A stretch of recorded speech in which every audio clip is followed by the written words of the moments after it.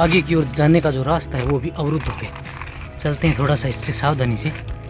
ऐसा लगता है कि इन स्थानों पे अब कोई आता ही नहीं। ऊपर की ओर इस बुर्ज के ऊपर अंतिम कोना है और ना यहाँ कोई आता है ना यहाँ कोई जाता है। ऊपर की तरफ जाने का रास्ता तो बंद है हालांकि, लेकिन इस तरफ ये नीचे का कमरा है।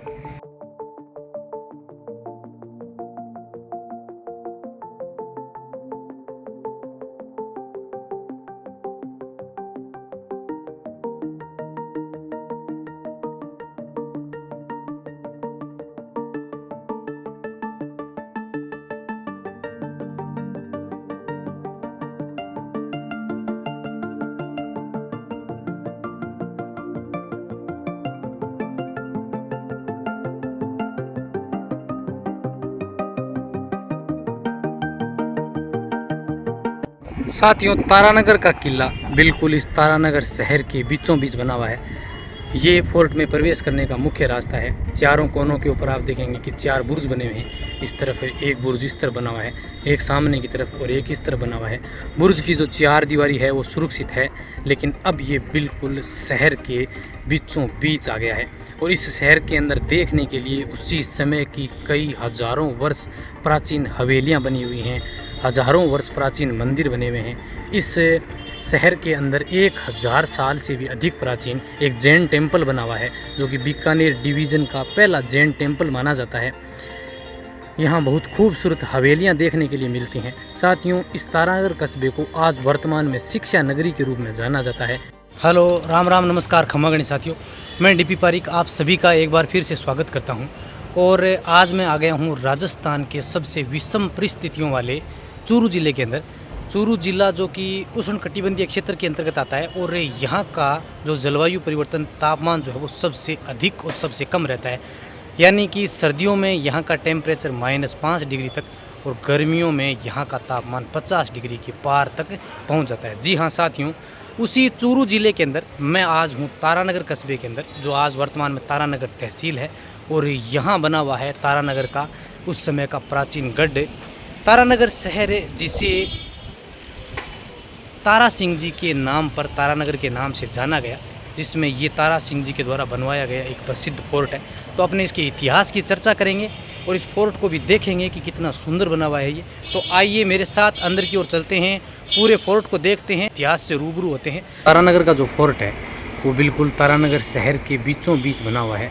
ये जो आप देख रहे हैं ये है फोर्ट में प्रवेश करने का मुख्य द्वार, जिस पे लकड़ी का विशाल गेट लगा हुआ है, उसी समय का मजबूत गेट। फोर्ट जो है वो काफ़ी विशाल है, जिसको आज तहसील मुख्यालय के रूप में काम में लिया जाता है। चारों ओर फोर्ट के इस तरह के बुर्ज बने हुए हैं, जो उस समय चौकसी के काम में लिए जाते थे। फोर्ट का जो मुख्य द्वार है वो भी 2 मंजिला स्वरूप में दिया गया है, और चारों ओर जो आप 4 दीवारी देख रहे हैं, इसकी भी करीब 20 फीट से अधिक हाइट दी गई है। तो आइए अब अपने अंदर की ओर चलते हैं।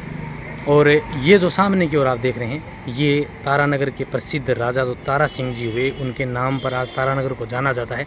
उनकी छतरी यहाँ बनी हुई है।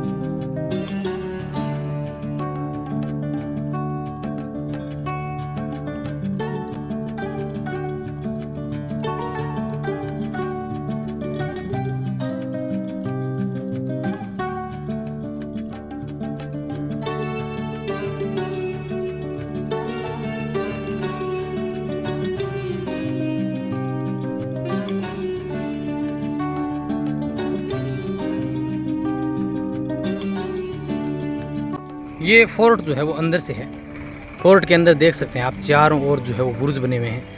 ये एक बुर्ज इस कोने के ऊपर बना हुआ है, दूसरा सामने की ओर आपको उस कोने में वहाँ नज़र आ रहा होगा, और एक बुर्ज यहाँ भी बना हुआ है। साथियों, उस ज़माने के अंदर ये जो आप देख रहे हैं, ये सुरक्षा की दृष्टि से बनाए जाते थे। जैसे आप ये हॉल देखिए, तो इस हॉल के अंदर 3 साइड बनी हुई हैं। तो उस समय युद्ध वगैरह की परिस्थिति होने के ऊपर यहाँ से गोलियाँ दागने के काम में लिया जाता था। और ये नीचे के जो छेद हैं, जब सेना यहाँ नीचे आ जाती तो उस पर यहाँ से खोलता हुआ गर्म पानी, गर्म तेल डालने के काम लिया जाता था। इस तरह के बुर्ज फोर्ट के चारों पांच कोनों के ऊपर बने हुए हैं।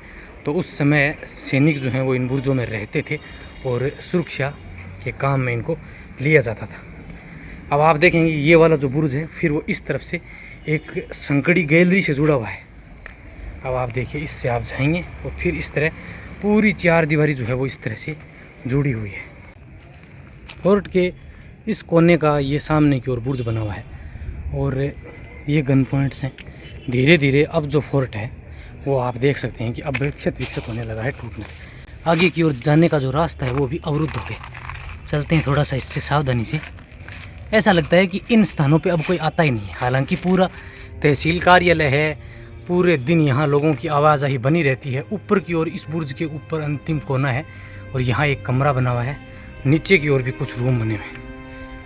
तो इनको आप देखिए, ये देखिए कुछ कमरे जो हैं वो उसी समय के यहाँ बने हुए हैं। एक कमरा यहाँ नीचे की ओर बना हुआ है, ये दिखाता हूँ मैं आपको। उसी जमाने का इसके अंदर एक पंखा भी लग रहा है।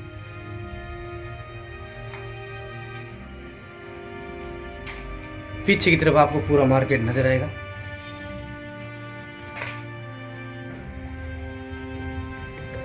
इस तरफ से ये आने का जो रास्ता है ना, ये भी बिल्कुल टूट गया है। आगे की ओर से मैं थोड़ा सा और दिखा देता हूँ आपको। यहाँ भी एक छोटा सा कमरा बना हुआ है, इस तरफ भी बनाए गए हैं। ये एक कमरा इसके अंदर की तरफ और है, हालांकि इसमें काफ़ी अंधेरा है। यहाँ सामने की ओर इस कमरे के अंदर की ओर देखते हैं।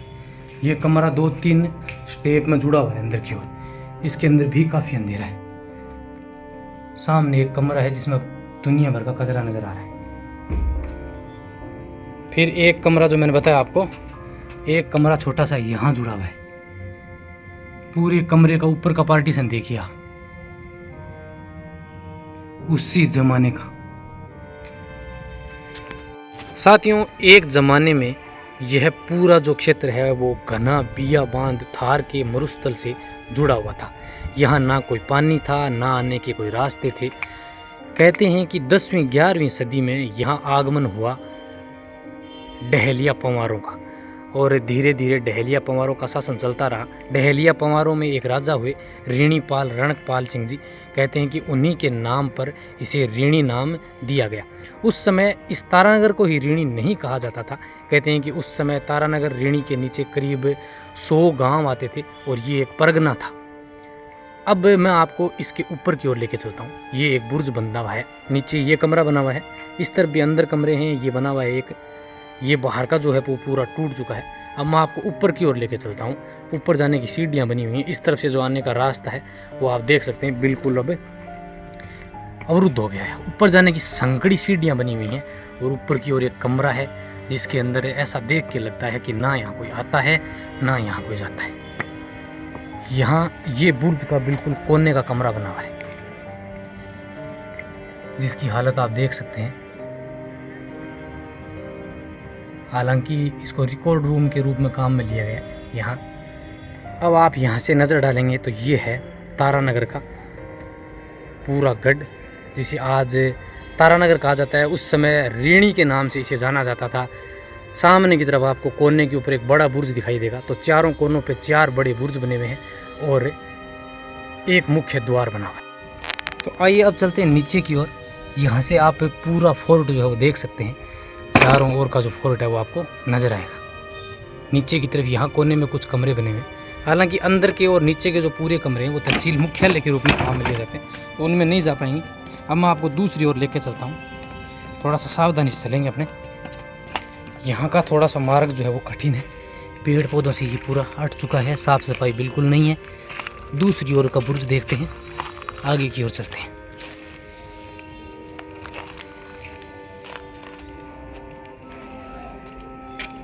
एक बुर्ज जो है वो यहाँ बना हुआ है, ये दीवार भी बनी। अब आगे की ओर चलते हैं। चारों ओर की जो दीवार है उस समय वो सुरक्षा व्यवस्था की दृष्टि से बखूब बनाई गई थी। आज भी इसकी मजबूती देखकर आप हैरान रह जाएंगे। दीवार जो है वो टस से मस नहीं हुई, बिल्कुल वैसी की वैसी है। ये आप देखिए, ये सुरक्षा व्यवस्था के लिए उस समय बनाए जाने वाले बुर्ज हैं। और फिर ये जुड़ा हुआ है इस तरफ से। ये है पर फोर्ट में प्रवेश करने का मुख्य मार्ग।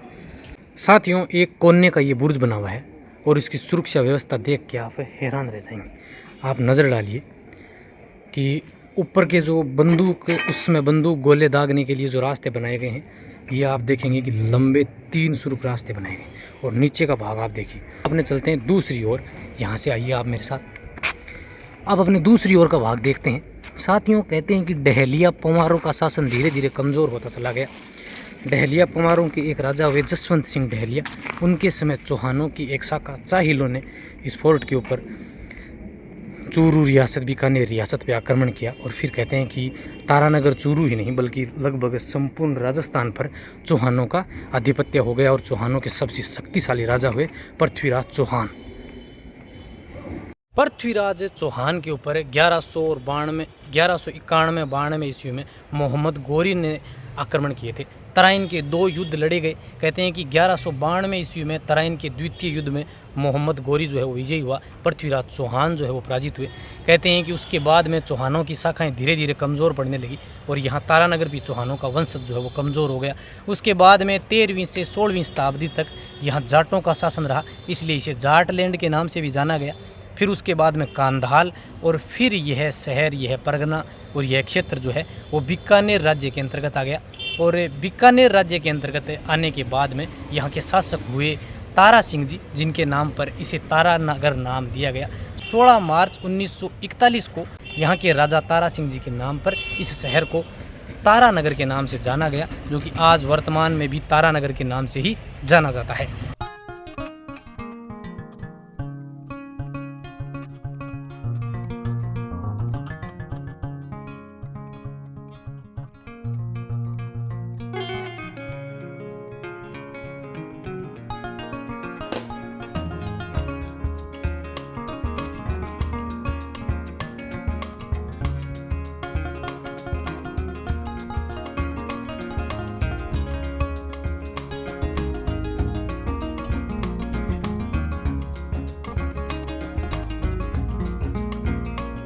अब मैं आपको इस तरफ है जो कोने का बुर्ज है वो भी दिखा देता हूँ, जो कि यहाँ का तीसरा बुर्ज है, जो अब सबसे क्षत विक्षत अवस्था में है। लाइट के तारों का जंजाल और पेड़ पौधे भी उग गए हैं। ये एक यहाँ कमरा भी था जिसको अब तो टूट रहा है। फिर आप इस तरफ से देखेंगे तो वो लास्ट का कोने का बुर्ज बना है, उसके नीचे भी एक कमरा बना हुआ है। तो अपने देखते हैं वो अगर वो खुला है तो। एक कोने का ये जो बुर्ज है अब ये धीरे धीरे टूटने लगा है। सामने की ओर का इस तरफ की दीवार सुरक्षित है और दूसरी ओर की ये दीवार है। ये जो मुख्य प्रवेश द्वार है उसके ऊपर का भाग है, जिसको अब कार्यालय के रूप में काम में लिया जाता है। और ये है तीसरा बुर्ज, जो कि इस फोर्ट के तीसरे कोने पे बना हुआ है। यहाँ उस समय एक छोटा सा कक्ष भी बनाया गया था।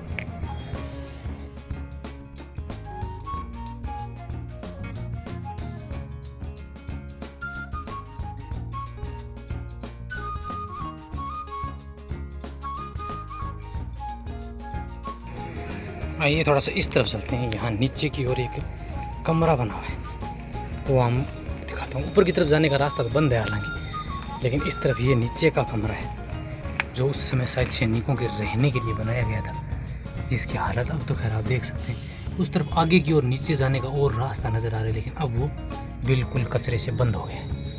साथियों, ये बुर्ज बना हुआ है और आप देखेंगे कि बुर्ज के नीचे की तरफ भी कक्ष बनाए गए थे। तो ये एक कमरा है जिसके ताला है, ये अंदर से तो बंद है। फोर्ट के इस कोने का ये है अंतिम और चौथा बुर्ज, जो कि आप देखेंगे कि यहाँ भी एक कमरा बना हुआ है, लेकिन अब ये बंद है। ऊपर के समय उस समय सैनिक रहते होंगे। और आप नज़र डालेंगे तो चारों ओर की जो चार दीवारी है वो वाकई खूबसूरत है। मैं आपको इस तरफ से लेके चलता हूँ। यहाँ एक कमरा भी बना हुआ है, वो भी मैं आपको दिखा देता हूँ। और ये है पूरा लंबा बुर्ज के चारों ओर इतनी चौड़ाई दी गई है कि आराम से 3 घोड़े सरपट दौड़ सकते हैं। तो उस समय सैनिक जो हैं वो यहाँ रहते थे चाक चौबंदी के लिए। कहते हैं कि पृथ्वीराज चौहान जो हैं उनका शासन यहाँ रहा। फिर जब मोहम्मद गोरी ने 1192 में तराइन के युद्ध में पृथ्वीराज चौहान को परास्त किया, तो फिर चौहानों का पूरे राजस्थान के साथ साथ चूरू और इस तारानगर परगने पर भी अधिकार जो है वो कमज़ोर हो गया।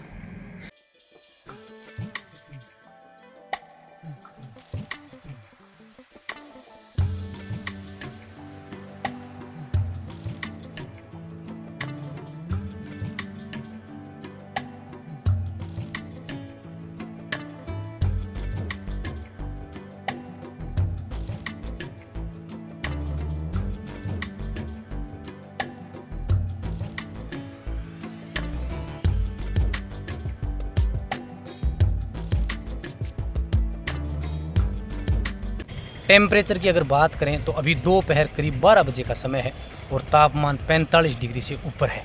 तो इस चिलचिलाती धूप के अंदर ये शहर जो है वो बहुत खूबसूरत लगता है, हालांकि गर्मी तो लगती है।